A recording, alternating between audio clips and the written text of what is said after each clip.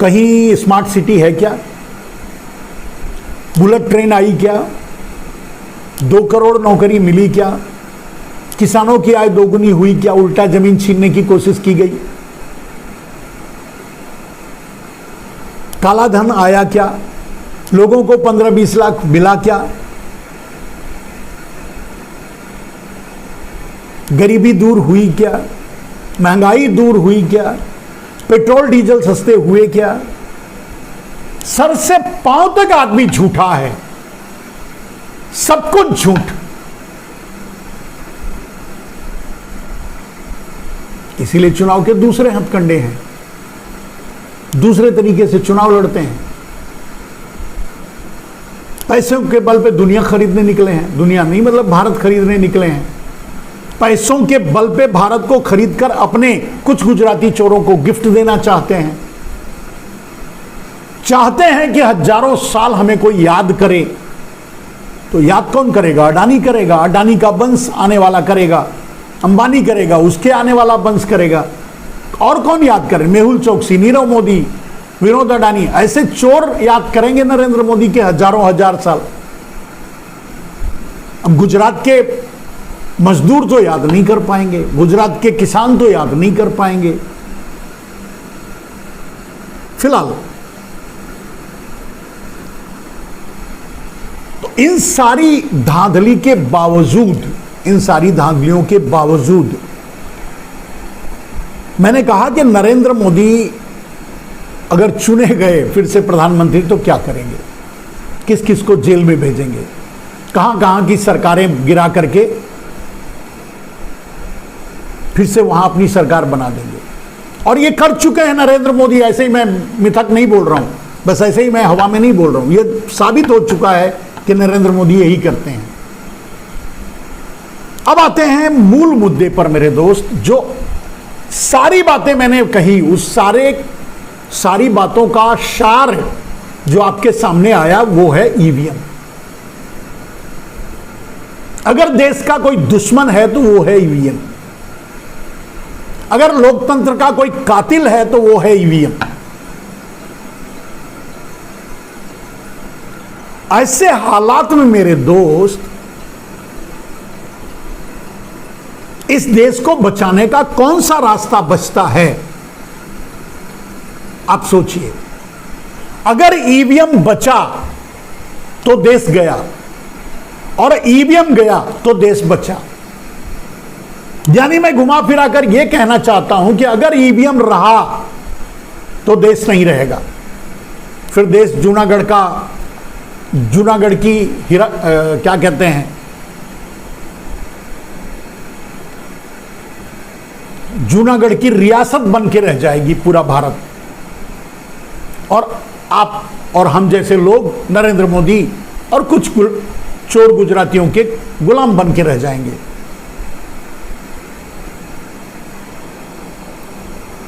इसका निराकरण क्या है? सबसे बड़ी बात तो इसका निराकरण घूम फिर करके आता है ईवीएम। और मैं जहां तक मेरी सूचना है, जहां तक मुझे पता है कि राहुल गांधी भारत जोड़ो 2 शुरू करने वाले हैं। उसका मूल मुद्दा होगा ईवीएम को हटाओ, ईवीएम को भगाओ, ईवीएम को बैन करो। उस स्थिति में नरेंद्र मोदी कितने एग्रेसिव होंगे आप अंदाजा लगाइए, और क्या क्या करेंगे इस बारे में सोचते रहिए। लेकिन चुनाव से पहले सबसे बड़ा मुद्दा अगर भारत में कोई होगा, कुछ होगा, नरेंद्र मोदी का भ्रष्टाचार, गरीबी, बेरोजगारी, भूखमरी, किसानों की आत्महत्या, नरेंद्र मोदी का धोखा, महंगाई, सब कुछ दरकिनार कर लो। नरेंद्र मोदी सबको जमीन के गड्ढे में डालने में कामयाब हो गए तो भी बिना ईवीएम के चुनाव नहीं जीत सकते। और ईवीएम से लड़ने के लिए भारत जोड़ो यात्रा, अगली भारत जोड़ो यात्रा होगी। लड़ाई ईवीएम से है। अगर देश के लोग कांग्रेस और दूसरी पार्टियां या इंडिया, यानी जो इंडिया जब ही जो संगठन बना है, विपक्षी दलों का जो संगठन बना है, अगर इंडिया ईवीएम को लात मारने में कामयाब हो गया तो देश बचेगा। और अगर ईवीएम से इंडिया हार गया, यानी ईवीएम को नहीं हटा पाया, तब देश गया। यह निचोड़ है मेरी सारी इस कवायद का, इन बातों का। हर हाल में ईवीएम को हटाना ही होगा, और जब हटेगा तभी नरेंद्र मोदी से पीछा छूटेगा। इस देश को बचाने के लिए, इस देश के लोकतंत्र को बचाने के लिए, इस देश के संविधान को बचाने के लिए, इस देश की एकता और अखंडता को बचाने के लिए,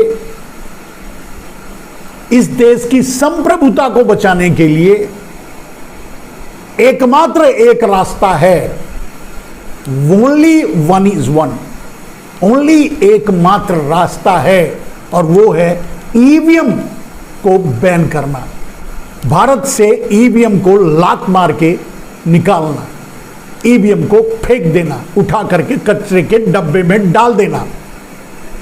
अब उसमें चुनाव आयोग कितनी हिम्मत दिखाएगा, क्योंकि चुनाव आयोग पर लगाम लगाने की कोशिश नरेंद्र मोदी अभी से कर रहे हैं।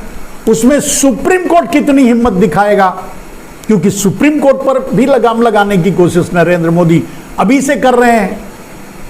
उस पे आपका लोकतंत्र और कानून आप कितना साथ दे पाएगा, क्योंकि लोकतंत्र और कानून के पीछे नरेंद्र मोदी पड़े हुए हैं। यानी नरेंद्र मोदी भी जानते हैं कि ईवीएम है तो वो है, और पूरे देश को ये भी ये जान लेना चाहिए कि अगर ईवीएम है तो नरेंद्र मोदी हैं, और नरेंद्र मोदी हैं तो फिर देश गया। अब मैंने एक बात कही मेरे दोस्त कि नरेंद्र मोदी ईवीएम को बचाने के लिए क्या क्या उपाय करेंगे, उस बात को समझना जरूरी है। और जब मैं आपको बताऊंगा तो आपके रोंगटे खड़े हो जाएंगे कि नरेंद्र मोदी ईवीएम को बचाने के लिए क्या क्या करेंगे। चलिए शुरुआत करते हैं। नरेंद्र मोदी ईवीएम को बचाने के लिए क्या क्या करेंगे। पहला, चुनाव आयोग को निष्क्रिय कर देंगे, या अपने अध्यादेश लाकर, कानून बनाकर, चाहे जिस तरह से भी चुनाव आयोग को पिंजरे में बंद कर देंगे। चुनाव आयोग के सारे पर कतर देंगे। चुनाव आयोग को और चुनाव आयुक्त को अपने पीएमओ ऑफिस का चपरासी बना के छोड़ देंगे। पहला काम। दूसरा, नरेंद्र मोदी की ईवीएम से ही है, नरेंद्र मोदी की जान ईवीएम में ही है, उनकी सत्ता, उनका राजनीतिक कैरियर सब कुछ ईवीएम में है। दूसरा क्या करेंगे, सुप्रीम कोर्ट कहीं इनिशिएट ना ले चुनाव आयोग के मामलों में, इसलिए सुप्रीम कोर्ट पर किसी न किसी तरह से संवैधानिक हमला करने की कोशिश करेंगे। चीफ जस्टिस के पावर या सुप्रीम कोर्ट के पावर को कम करना, इस तरह के षड्यंत्र की कोशिश नरेंद्र मोदी करेंगे। तो ये दो कोशिशें हो गई, आपने देखा, मैंने बताया कि एक तो सुप्रीम कोर्ट को कमजोर करेंगे, दूसरे वो चुनाव आयोग को कमजोर करेंगे, और ये दोनों कमजोर हुए तो ईवीएम बचा रहेगा। अब रह गया आंदोलन। नरेंद्र मोदी ईवीएम के खिलाफ उठ रहे आंदोलन से कैसे निपटेंगे। उसके लिए नेताओं को जेल में डालकर, प्रताड़ित करके, उनके घर ईडी भेजकर, सीबीआई भेजकर, बिना किसी कारण जेलों में डालकर, झूठे मुकदमे कायम करवा के उन्हें जेलों में डालकर, इस तरह के हथकंडे भी अपनाएंगे। जो ईवीएम के खिलाफ आवाज उठाएगा, ठीक है, इसके पहले भी एक और नरेंद्र मोदी ने ईवीएम को बचाने के लिए अपनी पूरी ताकत लगानी शुरू कर दी है। यह भी ध्यान से सुनो।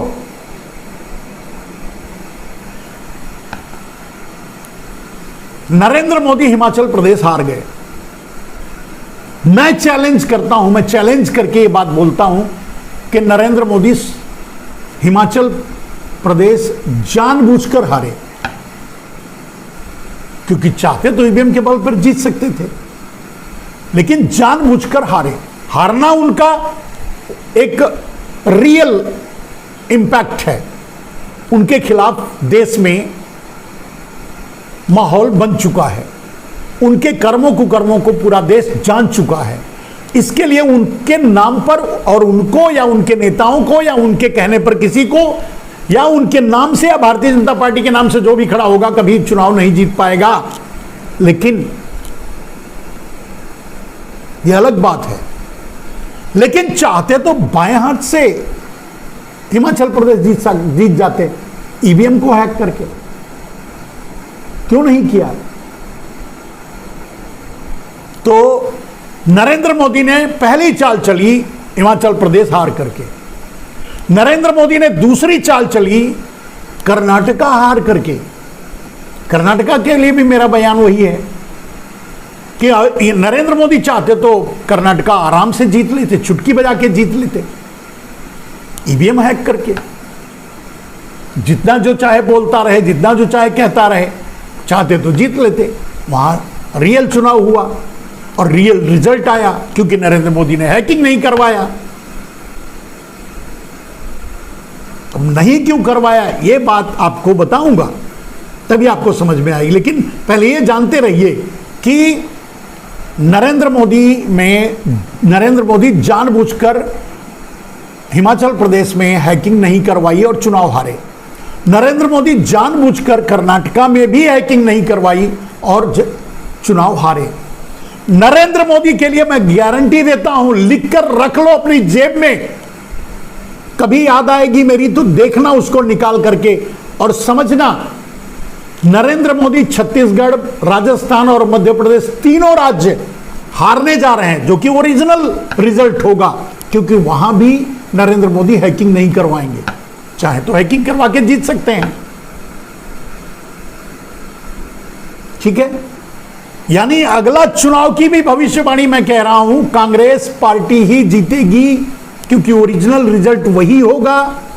छत्तीसगढ़, राजस्थान और मध्य प्रदेश में कांग्रेस की सरकार बनेगी, क्योंकि ओरिजिनल रिजल्ट वही होगा। अगर नरेंद्र मोदी चाहे तो ईवीएम हैक करवा के जीत सकते हैं, लेकिन नहीं करेंगे। क्यों नहीं करेंगे, यही बात मैं आपको बताना चाहता हूं मेरे दोस्त। तो ये तीन राज्य अभी आने वाले, एक राज्य दक्षिण भारत में उनका कोई लेना देना नहीं है, लेकिन तीन राज्य मध्य प्रदेश, छत्तीसगढ़ और राजस्थान, ये जानबूझकर यहां भी हैकिंग नहीं करवाएंगे और चुनाव हारेंगे। अब हो गए 5 राज्य। ये पांचों राज्य गिफ्ट में छोड़ रहे हैं, गिफ्ट में छोड़ नहीं रहे हैं। कांग्रेस रियल चुनाव लड़के अपनी मेहनत से, अपनी काबिलियत से, अपने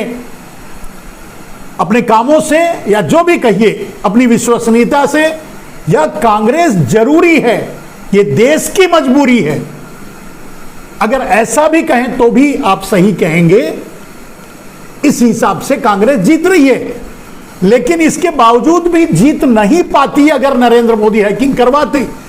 लेकिन नरेंद्र मोदी ने हैकिंग इसलिए नहीं करवाई क्योंकि उन्हें ईवीएम को पाक साफ बचाना है।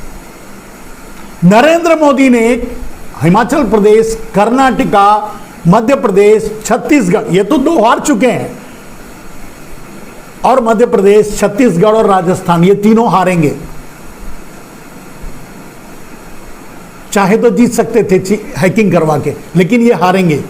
और हार करके जब राहुल गांधी भारत जोड़ो यात्रा में और ईवीएम के खिलाफ पूरा देश जब खड़ा होगा, राहुल गांधी चुनाव में भारत जोड़ो यात्रा में इसे मुद्दा बनाएंगे, तब वो देश को यही समझाएंगे कि मैं तो 5 राज्य हार चुका हूं। भाई क्यों आप लोग ईवीएम को दोष दे रहे हो? आप तो इतना जीत चुके हो। एक खेल का एक क्राइम कैसे शातिर कैसे दिमाग का इस्तेमाल करता है और कैसे लोगों को बरगलाता है, भ्रम में डालता है और वार करता है पीछे से। ठीक है, क्योंकि उनको चिंता नहीं है कि राजस्थान में किसकी सरकार बनेगी। राजस्थान, मध्य प्रदेश, छत्तीसगढ़ कांग्रेस की सरकार बनेगी। हिमाचल प्रदेश और कर्नाटका में बन चुकी है। और अगर पूरा देश इस भ्रम में आ गया, कांग्रेस इस भ्रम में आ गई कि नहीं सचमुच 5 राज्य हार चुके हैं, मोदी जी तो सही कह रहे हैं, भाई छोड़ो, जाने दो, ईवीएम से ही चुनाव हो जाने दो। दुनिया के किसी बात में दम नहीं है कि नरेंद्र मोदी को प्रधानमंत्री बनने से रोक सके।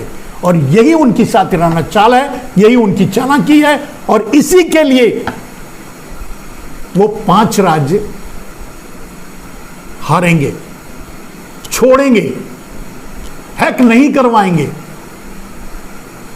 क्योंकि वो तुम उनकी मुट्ठी में है। वो ईवीएम की हैकिंग सिर्फ 2024 के लोकसभा चुनाव में करवाएंगे और प्रधानमंत्री बन जाएंगे। सारा काम खेल उनके हिसाब से हो गया और प्रधानमंत्री बन गए। तो जिस दिन प्रधानमंत्री बनेंगे उसके तीसरे दिन ये 5 राज्यों के मुख्यमंत्रियों को उठाकर जेल में ठेल देंगे और वहां की सरकारें गिरा देंगे। ओपन बोली लगाएंगे, ओपन अडानी को बुलाएंगे, अडानी को एक तरफ खड़ा करेंगे और एक तरफ नेताओं को खड़ा करेंगे और बोलेंगे, बोलो 100 करोड़, 200 करोड़, 500 करोड़, कितने में बिक रहे हो। ओपन, जैसे हमारे क्रिकेटर बिकते हैं, वो भी तो बिकते ही हैं। ऐसे नरेंद्र मोदी खरीद करके अपनी सरकारें उन 5 राज्यों में बना लेंगे। राजस्थान, मध्य प्रदेश, छत्तीसगढ़, हिमाचल प्रदेश और कर्नाटका में फिर से अपनी सरकार बना लेंगे। दिल्ली मुख्यमंत्री को जेल में डाल करके दिल्ली को केंद्र शासित प्रदेश घोषित कर देंगे और जहां कहीं बची खुची सरकार रहेगी, वेस्ट बंगाल और बिहार पर हमला करने की कोशिश करेंगे। अगर वहां कोई दूसरी सरकार है तो उसको ढकेल ढकाल करके उसको भी हासिल करने की कोशिश करेंगे। लेकिन अटकेगी बात उसके बाद भी नरेंद्र मोदी की, जब दक्षिण भारत की तरफ आंख उठाकर देखेंगे।